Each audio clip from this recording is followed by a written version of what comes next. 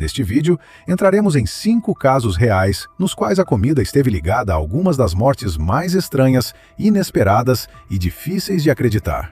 De lanches aparentemente inocentes a refeições que pareciam completamente inofensivas.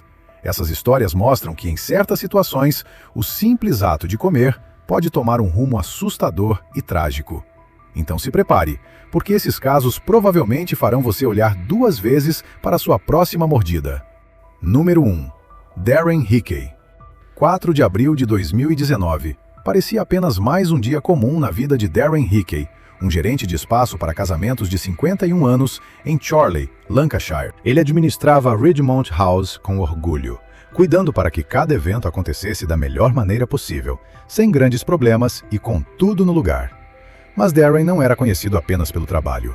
Ele também era um exemplo vivo de força e superação. 7 anos antes, ele havia sobrevivido a um acidente vascular cerebral gravíssimo, que o deixou internado por impressionantes 18 meses. Muita gente teria diminuído o ritmo depois de algo assim, talvez até desistido de voltar a uma rotina cheia. Mas não Darren. Depois da recuperação, ele se dedicou a trabalhos de caridade, usando a própria experiência para ajudar outras pessoas que passavam por momentos difíceis. Por causa disso, chegou a receber o prêmio Inspirational Person of Courage, da Stroke Association. Ele era aquele tipo de pessoa que parecia não deixar a vida derrubá-lo por muito tempo. Infelizmente, o destino ainda guardava uma virada cruel. Naquela tarde, enquanto Darren terminava o expediente, um chefe pediu que ele provasse um bolinho de peixe preparado para um evento futuro. Algo simples, certo? Uma pequena mordida em uma comida comum. O que poderia dar errado? Na verdade, tudo. O bolinho estava extremamente quente por dentro. Quando Darren engoliu, o alimento queimou sua garganta. Ele sentiu o incômodo na hora, mas tentou tratar aquilo como algo passageiro. Afinal, quão grave poderia ser uma queimadura causada por um pequeno pedaço de comida? O problema é que ele ainda não sabia que aquela queimadura aparentemente pequena era muito mais perigosa do que qualquer pessoa ao redor poderia imaginar. Algumas horas depois, Darren começou a sentir a garganta apertada e desconfortável. A dor aumentou aos poucos, e havia uma sensação estranha, como se algo não estivesse certo. Quando contou ao companheiro, Neil Parkinson, o que estava acontecendo, Neil ficou preocupado e insistiu para que ele procurasse atendimento médico. Então Darren seguiu até a ala de urgência do hospital de Chorley, esperando algo rápido, talvez uma avaliação simples, algum remédio e a orientação de descansar.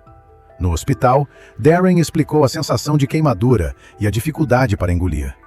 Um profissional de saúde o examinou e chegou a consultar um especialista em ouvido, nariz e garganta do hospital de Preston. Mas havia um detalhe importante. A queimadura estava em uma região profunda demais da garganta para ser vista sem equipamentos específicos. Como não havia sinais visíveis de ferimento na boca ou na língua, os médicos entenderam que o caso provavelmente não era tão grave. Ele recebeu paracetamol, recebeu orientação para voltar para casa e recebeu aviso para retornar caso os sintomas piorassem. O que ninguém percebeu era que Darren já estava em uma situação crítica. Diferente de queimaduras comuns na pele, que costumam formar bolhas rapidamente e mostram sinais visíveis, queimaduras internas na garganta podem inchar aos poucos. Isso significa que os sintomas podem passar de "parece que está tudo bem" para "não consigo respirar" em poucas horas. Naquela noite, Darren tentou descansar, mas seu estado piorava rapidamente. Por volta das 9h45 da noite, Neil ouviu sons estranhos, como engasgos, vindos de outro cômodo. Ele correu para ver o que estava acontecendo e encontrou Darren tentando puxar ar, com grande dificuldade para respirar. O pânico tomou conta da situação. Neil tentou ajudar, mas tudo evoluiu rápido demais. Darren desmaiou diante dele. Desesperado, Neil ligou para o número de emergência. Só que houve um atraso para localizar o endereço, e minutos preciosos se perderam durante a resposta. Quando os paramédicos chegaram, as vias respiratórias de Darren já estavam bloqueadas. Ele recebeu transporte às pressas para o Royal Bolton Hospital, mas não havia mais nada que pudesse ser feito. Menos de 12 horas depois de comer aquele bolinho de peixe, Darren morreu. Durante o inquérito no Tribunal de Legistas de Bolton, o legista sênior em exercício, Alan Walsh, descreveu o caso como uma tragédia rara e devastadora. O Dr. Patrick Waugh, patologista responsável pelo exame pós-morte de Darren, explicou como queimaduras na garganta podem ser incomuns e perigosas. Normalmente, esse tipo de lesão aparece em vítimas que inalam fumaça durante incêndios ou em acidentes industriais, não após uma mordida em um alimento comum. O grande risco é que os sintomas iniciais não parecem urgentes, o que torna o diagnóstico e o tratamento extremamente difíceis. O legista também levantou preocupações sobre o atendimento recebido por Darren no hospital de Chorley, questionando se ferramentas diagnósticas mais avançadas poderiam ter identificado o problema mais cedo. Representantes da GTD Healthcare e do Serviço Nacional de Saúde Greater Preston Clinical Commissioning Group prometeram revisar o caso para tentar evitar tragédias parecidas no futuro. A morte repentina de Darren causou um choque enorme para amigos, familiares e para toda a comunidade. Ele não era apenas um sobrevivente. Era um lutador, uma inspiração e alguém que tornava o mundo ao redor um pouco melhor simplesmente por estar nele. Seu trabalho de caridade, sua energia positiva e sua determinação tocaram inúmeras vidas. E é justamente por isso que sua perda se tornou tão difícil de aceitar. Número 2. Natasha Harris. 25 de fevereiro de 2010 começou como qualquer outro dia em Invercargill, uma cidade tranquila na ilha sul da Nova Zelândia. Tudo parecia normal, até Christopher Hodgkinson encontrar sua companheira de 15 anos, Natasha Harris, caída contra a parede do banheiro, lutando para respirar. A respiração dela estava fraca e difícil. Mesmo com tentativas desesperadas de salvá-la, Natasha morreu após uma parada cardíaca. Ela tinha apenas 30 anos. Sua morte repentina deixou 8 filhos pequenos e um companheiro devastado. Mas o que tornou o caso ainda mais chocante apareceu como parte central da tragédia. Não eram drogas ilegais, não era álcool, era Coca-Cola. O hábito de Natasha de consumir refrigerante havia começado ainda na adolescência. Com o passar do tempo, porém, saiu totalmente do controle. Na época de sua morte, ela bebia cerca de 10 litros de Coca-Cola por dia. Isso representava uma quantidade extrema de açúcar e cafeína, muito acima do que seria considerado seguro para o consumo diário. O dia dela começava com Coca-Cola e terminava com Coca-Cola. Quando não tinha a bebida, ela apresentava sinais de abstinência. Ficava tremendo, irritada, inquieta e muito agitada. A sogra dela, Vivian Hodgkinson, contou que Natasha ficava extremamente angustiada quando não havia Coca-Cola em casa. Aquilo já não parecia apenas uma vontade ou um gosto pessoal, tinha se transformado em dependência. Durante anos, Natasha enfrentou uma longa lista de problemas de saúde. Cansaço intenso, náuseas, palpitações e vômitos várias vezes por semana.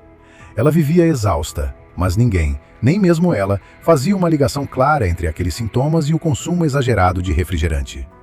Seus dentes ficaram tão deteriorados que precisaram ser removidos.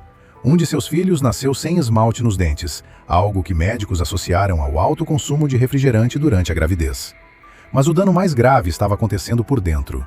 A autópsia revelou que o fígado de Natasha estava aumentado e com depósitos de gordura, associados ao consumo excessivo de açúcar. Ela também sofria de hipocalemia, uma queda perigosa nos níveis de potássio, condição que pode causar problemas sérios no coração. O patologista Dr. Dan Morning explicou que sintomas como fraqueza muscular, fadiga e vômitos, que Natasha apresentava com frequência, eram sinais clássicos desse problema. Além disso, a quantidade muito alta de cafeína em seu organismo contribuía para deixar seus batimentos cardíacos perigosamente irregulares. No dia em que morreu, Natasha não demonstrou sinais alarmantes de doença. Ela apenas reclamou que não estava se sentindo bem. Horas depois, Christopher a encontrou sem resposta no banheiro. Ele pediu ajuda, mas quando os paramédicos chegaram, já era tarde. O inquérito sobre a morte dela revelou o quanto o consumo de Coca-Cola havia sido devastador para seu corpo. O legista David Crerar concluiu que a ingestão excessiva de refrigerante representou um fator importante para a parada cardíaca. Ele afirmou de maneira direta que a morte dificilmente teria acontecido daquela forma e naquele momento, sem o consumo extremo da bebida. A combinação de açúcar e cafeína havia desorganizado o metabolismo de Natasha, levando a consequências fatais. O caso provocou um debate intenso. A Coca-Cola Oceania não ficou satisfeita com as conclusões e argumentou que não havia prova definitiva ligando o produto ao ataque cardíaco de Natasha. A empresa também afirmou que não poderia controlar a quantidade de Coca-Cola que cada pessoa escolhe beber. Em resposta, o legista fez várias recomendações, incluindo rótulos com informações sobre cafeína em refrigerantes e mensagens alertando sobre o consumo excessivo. Ele também pediu que o Ministério da Saúde da Nova Zelândia considerasse regras mais rígidas para bebidas com cafeína. Mas nem todos acreditavam que rótulos de alerta teriam mudado o resultado. Catherine Rich, do New Zealand Food and Grocery Council, destacou que Natasha também fumava bastante e havia ignorado orientações médicas relacionadas a outros problemas de saúde. Para ela, o estilo de vida de Natasha como um todo também teve um papel importante na tragédia.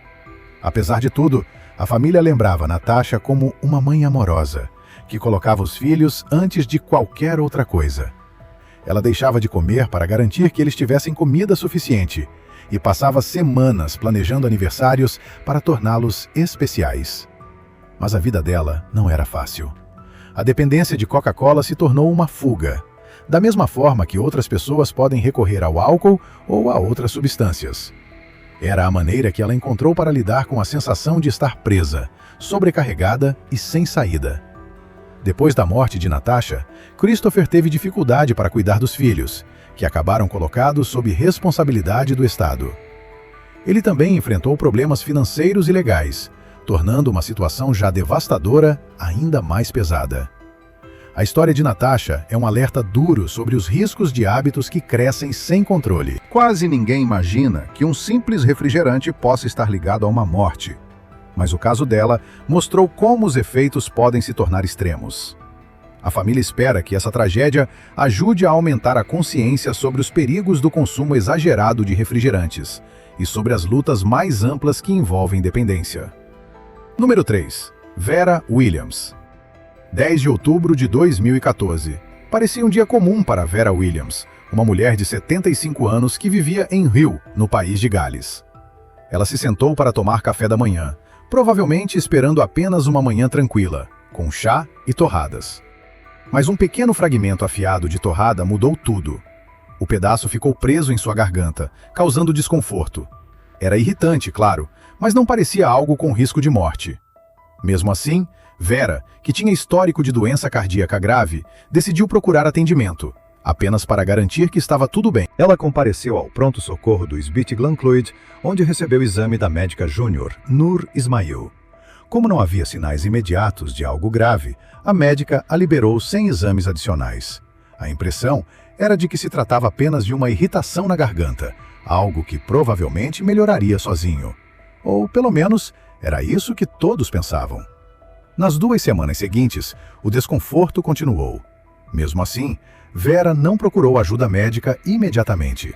Então, em 23 de outubro, já sem conseguir ignorar a dor, ela voltou ao hospital. Dessa vez, recebeu atendimento do Dr. Adey Adelik. Vera mencionou dor no pescoço, mas não explicou que o problema vinha incomodando desde a primeira visita ao hospital. Sem essa informação essencial, o médico suspeitou de uma simples infecção na garganta, receitou antibióticos e a liberou. Infelizmente, o problema real continuou sem diagnóstico. No dia seguinte, 24 de outubro, o estado de Vera tomou um rumo assustador. Ela começou a tossir sangue e recebeu transporte novamente ao hospital. Dessa vez, os médicos decidiram investigar com mais profundidade. Eles realizaram uma avaliação completa, incluindo uma tomografia computadorizada. Então a verdade apareceu. O fragmento afiado de torrada havia causado uma perfuração no esôfago, uma condição rara e grave chamada perfuração esofágica. Esse tipo de lesão é extremamente incomum, ocorrendo em poucos casos por 1 milhão de pessoas. Mas, no caso de Vera, a perfuração levou a sangramento interno, com sangue chegando ao intestino, o que explicava a piora dos sintomas. A partir daí, os médicos enfrentaram uma decisão muito difícil. O tratamento mais indicado para uma lesão no esôfago costuma ser cirurgia. Porém, por causa da doença cardíaca severa de Vera, operar era arriscado demais. Com opções limitadas, a equipe médica tentou controlar a situação da melhor forma possível. Mesmo assim, a saúde de Vera piorou rapidamente. Poucos dias depois, ela morreu. A morte dela levou a um inquérito para determinar se uma detecção mais precoce poderia ter mudado o desfecho. A investigação concluiu que os médicos haviam agido de forma adequada, considerando as informações disponíveis no momento de cada atendimento.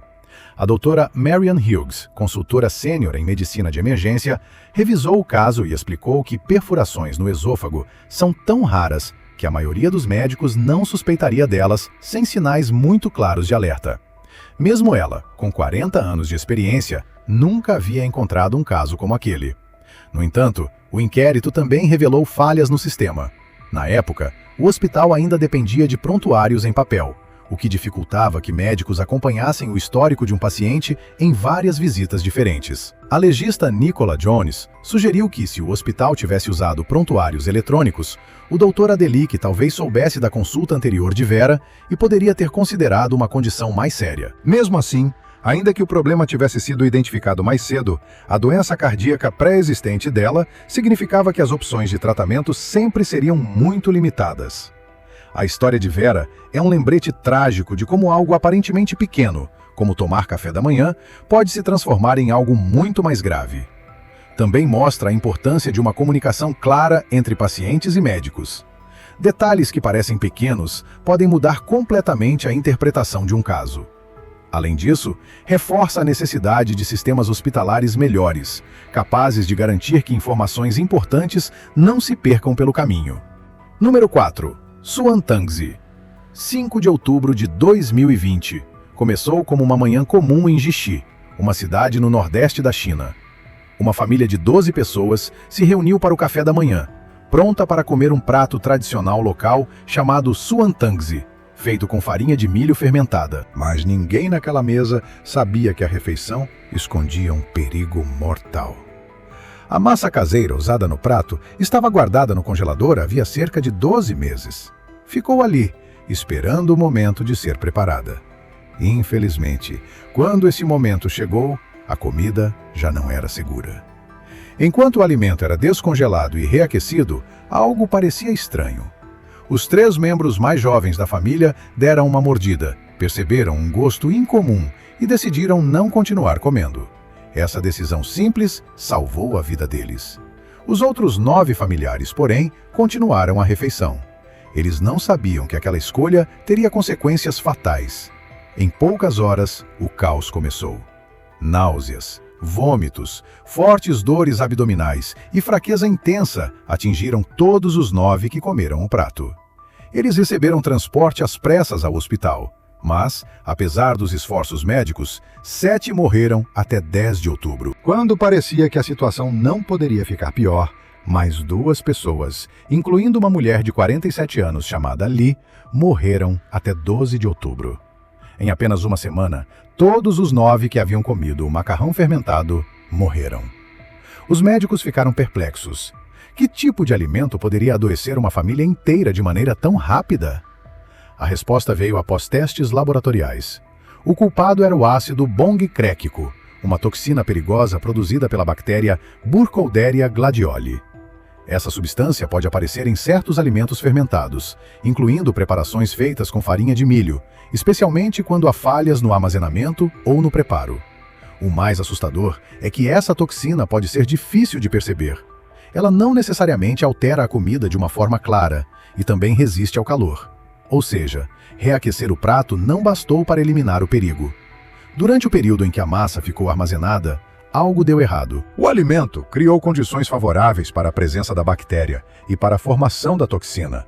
Quando ingerida, a substância afetou órgãos vitais, como fígado, rins, coração e cérebro, levando a uma piora rápida e grave.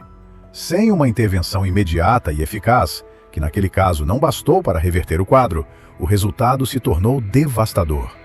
A tragédia abalou a comunidade. Autoridades de saúde emitiram alertas urgentes, pedindo que as pessoas tivessem extremo cuidado com alimentos fermentados. Também recomendaram não usar grãos mofados, alimentos deixados de molho por muito tempo ou ingredientes armazenados de maneira inadequada. Outro ponto importante recebeu reforço. Congelar um alimento não significa eliminar todos os riscos. O frio pode reduzir ou pausar o crescimento de micro-organismos, mas não destrói necessariamente toxinas já formadas. Quando a comida é descongelada, o perigo pode continuar ali. A decisão dos membros mais jovens da família de confiar no próprio instinto e parar de comer ao perceber o sabor estranho salvou suas vidas. O caso ficou como um lembrete sombrio de que, às vezes, o paladar percebe sinais que não devem ser ignorados. Esse episódio doloroso mostrou uma lição fundamental: segurança alimentar não é detalhe. Muita gente conhece intoxicação alimentar de forma geral, mas poucas pessoas sabem o quanto certas toxinas raras podem ser perigosas. Depois do ocorrido, autoridades chinesas intensificaram campanhas de conscientização, incentivando as pessoas a seguir regras rígidas ao fermentar alimentos em casa. O governo também divulgou orientações públicas, reforçando higiene, armazenamento adequado e, principalmente, a importância de descartar comida quando houver qualquer suspeita de alteração. O que começou como um café da manhã comum se transformou em uma tragédia familiar. E deixou uma mensagem muito clara: preparar comida não é apenas uma questão de sabor ou tradição. Em alguns casos, pode ser a diferença entre a vida e a morte. Número 5. Pan Xiaoting. Em 14 de julho de 2024, Pan Xiaoting, uma popular streamer de 24 anos, sentou-se diante da câmera para mais uma de suas famosas transmissões de mukbang. Mukbang é uma tendência nascida na Coreia do Sul, em que criadores comem grandes quantidades de comida enquanto conversam com o público. Esse formato transformou Pan em uma estrela da internet, com milhares de espectadores acompanhando suas transmissões. Naquele dia, o desafio era ambicioso: uma refeição gigantesca de cerca de 10 kg de comida, incluindo frutos do mar, pedaços de frango empanado e bolo de chocolate. Aquela seria sua última transmissão. A trajetória de Pan no mukbang começou quando ela ainda estava na casa dos 20 e poucos anos e trabalhava como garçonete. Ela percebeu o quanto as pessoas gostavam de assistir outras pessoas comendo pela internet e decidiu entrar na tendência. E deu muito certo.